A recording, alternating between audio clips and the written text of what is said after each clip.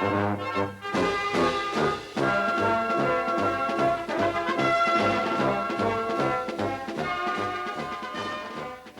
the day Soviet scientists jauntily drop-kicked little Sputnik halfway around the globe, experts agreed they had forgotten just one thing: good old American ingenuity. That same day, President Eisenhower's Commission on Higher Education recommended only one weapon in response to Sputnik's challenge: more and better education. And what does that mean? On campuses nationwide and here at the University of Texas, it means more scientists, more teachers, more administrators, more students, and yes, more librarians. Mob scenes like these followed the committee's call as the number of would-be librarians spiraled upward, ever upward, in a mad rush to man the academic battle stations. High-paying careers beckon these patriots, and the polls tell us that of all campus jobs, president, professor, dorm mother, or quarterback, the job of library office assistant is the most widely envied. You are the lucky ones, the able few who have been chosen over your less trustworthy peers to guard the lines of free circulation. In your upward, ever upward rise through library ranks, remember the illustrious names of those who have manned the circulation desk before you: Cactus Pryor, Earl Campbell, Farrah Fawcett, Tommy Toon. Each has perhaps graduated to other, more lucrative employment, but none has since contributed more to the upward, ever upward momentum of America's space program. And what did they actually do at the circulation desk, you ask? In this tape, you will learn exactly what they did and why they did it. Watch the tape carefully and replay any section you wish to review, or simply continue at the tone. America's readiness depends on your ability to stay awake. Your job consists of two basic types of activities. Circulation activities include distinguishing between the various types of library borrowers, charging and discharging items, coding materials which need it, and processing hold, recall, and search requests for books that are not immediately available. Referral activities involve the more general service aspects of your job and simply mean directing borrowers to specialized help or information, such as the online and PCL main card catalogs, other library units, basic directions for patrons' convenience, and problem-solving help for fine disputes or questions about library policy. All of these activities are merely different types of service to our users.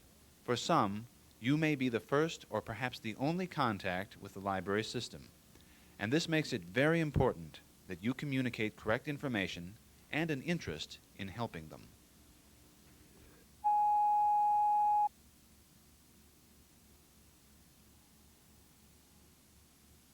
Anyone may use library materials within the library. In order to check an item out, though, a patron must fit into one of the categories of valid borrowers and must be identified as such by the appropriate ID or library card. Basic categories are students, faculty, and staff members whose library cards are university IDs made at the ID Center in Gregory Gym, and courtesy, special, and proxy borrowers whose library cards are made here in the workroom behind the PCL circulation desk. Because each category is subject to different circulation rules, the correct identification of a borrower's card is essential. Identification is made according to the borrower code, the digit bound just to the right of the Social Security number on each card. Other information from the card may also be required according to the type of borrower, but for now, just remember that you must know the borrower's code before a legitimate transaction can occur. It is also important to realize that because cards are never transferable, all relevant information for a checkout should appear on the card. If you think that someone is attempting to use another person's card, do not continue the transaction. The picture on ID Center cards and the signatures on the back of the library-made cards are there to help you identify the presenter.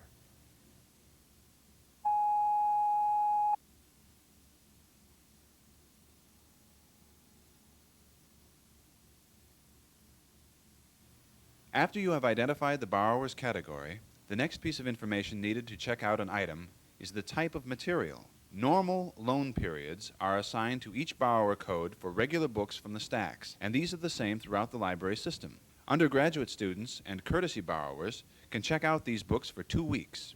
graduate students and staff members for 4 weeks, and faculty members, professional staff, proxy borrowers, and special borrowers may check them out for the entire semester. Some types of materials, however, go out for shorter loan periods. In PCL, the major groups of restricted loan materials are the bound copies of journals, which go out for only 2 hours for photocopying purposes, and the new book, textbook, and youth collections, which go out for 2 weeks only to all borrower types. The process of charging a book through the circulation system is a simple one, as the computer requires only 3 pieces of information.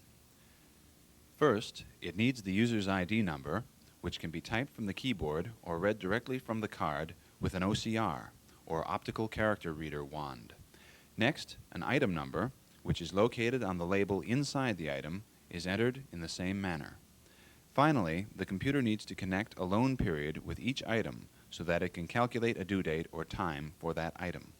This is entered manually with a 1-digit loan period code next to each item number on the screen. Up to 8 books may be placed on the screen at once, and each may have a different loan period depending on the type of material involved. Then the information is entered into the computer's database by pressing the Enter key. A blank screen appears with the message, "Updates have been completed. You may enter new information." Next, the items are stamped with the appropriate due date and desensitized so that they may pass through the library's theft alarm system. Only then should you return the items and the ID card, and tell the borrower the due date and times. Discharging is even simpler, as the computer doesn't need to know which borrower has had the item or how long it has been out. Just stamp the discharge date on the due date slip, read or type the item number, and press the Enter key. Several messages can appear in order to instruct you about special situations. After these have been dealt with and the blank screen reappears, the computer transaction is finished. Books are sensitized for the alarm system at this point and routed for reshelving or for special types of maintenance.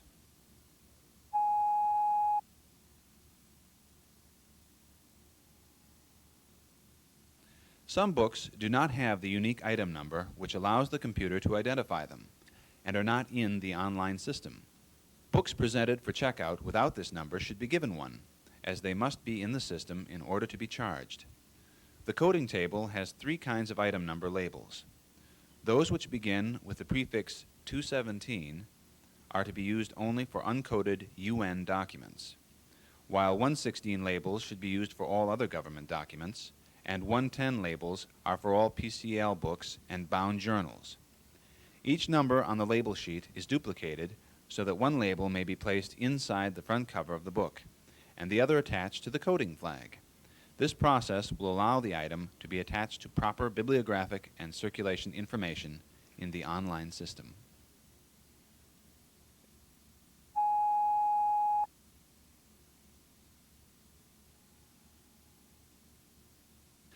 If someone needs a book and cannot find it on the shelf, have them complete one of the green Hold Recall Search forms at the desk. This allows us to help the borrower find the book, or to have it reordered if the book has disappeared. It is crucial for these forms to be filled out accurately and completely. After the requester has finished a form for each book or volume in question, check to make sure that the cards are legible, and help him or her to complete any missing information. The form may then be placed in the appropriate box behind the checkout stations. For books which are charged, the hold or recall spaces on the card should be checked. The recall process will actually change the item's due date and raise the current borrower's late charges for the item. Once it has been returned, the item will be held for the requester so that he or she may be notified by mail. Returned books are kept in call number order on the hold recall shelf in the workroom. You may take books from this shelf when the requester presents the white notification card or gives you the book's call number. As there may be several borrowers waiting for a particular item, however, it is essential that you check the slip in each of these books to make sure that the person at the counter is really the next in line for the book. If so, it may be charged as usual. If there is more than one person waiting for the book, the computer will allow you to charge it for no longer than 2 weeks to the current requester. If the book in question is not checked out, check the search category on the green card, and we will help the patron to look for the book. Books that are found will be held on the hold recall shelf, except for the bound journals, which are simply put back into their proper place in the stacks.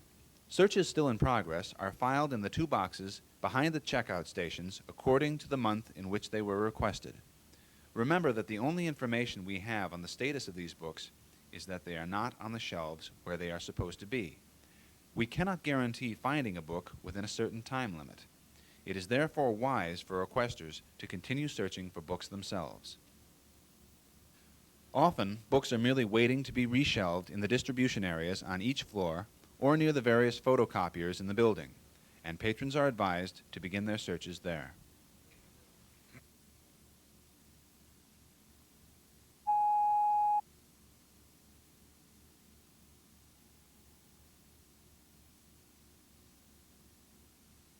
The online and PCL card catalogs are the main tools for finding books in the library.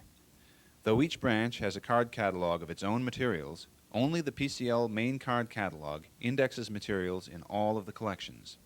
It is divided into subject and name title areas and has special sections for theses, textbooks, and curriculum guides. Over the last several years, though, the library has been moving toward an online computer catalog.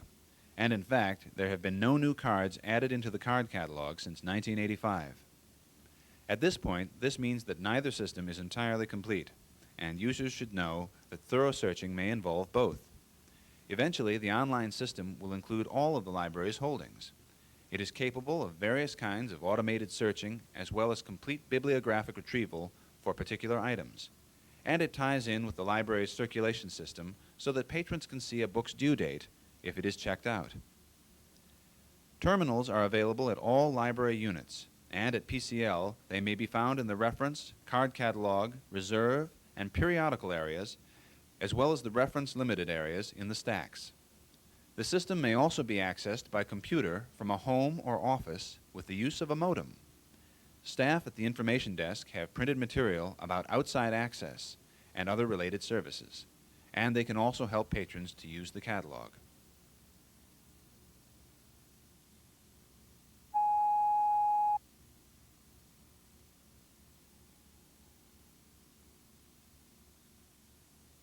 There are 17 branches and special collections in the general libraries, in addition to the main library at PCL.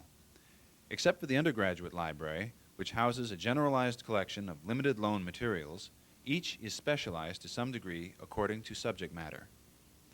While library cards are good at any of these units, borrowers may tend to use the same branches over and over, and therefore may be unfamiliar with other locations. Usually the map of library locations should be sufficient to direct them to other units, where they may ask at the circulation or reference desks for further help.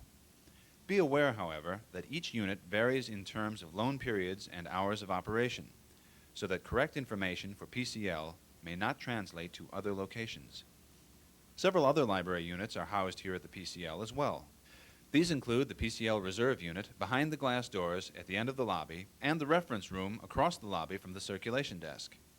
The Library and Information Science Collection and its staff offices are on the 6th floor. The periodicals and microforms and photo duplication units and the PCL Microcomputer Center are on the 1st floor. And the office for the general libraries is at the top of the stairs on the 3rd floor for anyone who may have employment or administrative questions.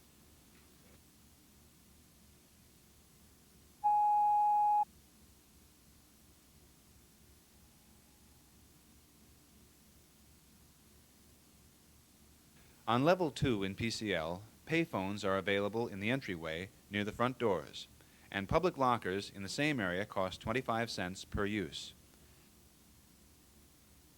A campus-only telephone sits on the nearest card catalog table to our desk and is free of charge. Restrooms are next to the elevators around the corner to our left, and a change machine and copy card dispenser stand together near the exhibit areas next to the reserve room. There is no eating or drinking allowed in the building. Patrons with questions in this regard should be referred to the Jester Center store, Dobie Mall, or the Business School dining facility for nearby restaurants. There are also soft drink machines on the 3rd and 4th floors of the University Teaching Center next door. Smoking areas are designated on the PCL maps.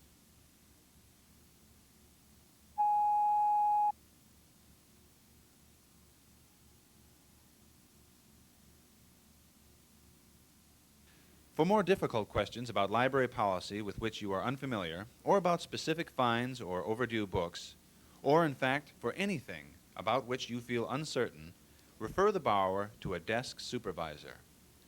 The amount of work done at the circulation desk makes it absolutely critical that in-depth or lengthy questions be dealt with in the workroom and away from the checkout lines. In addition to saving patrons the frustration of explaining a problem to several different people, this also allows quick access to the kind of information needed to solve problems. And it lets the borrower know that a question is taken seriously enough to warrant individual attention. In short, refer any questions about which you are uncertain to a supervisor in the workroom as soon as you can do so in a polite manner.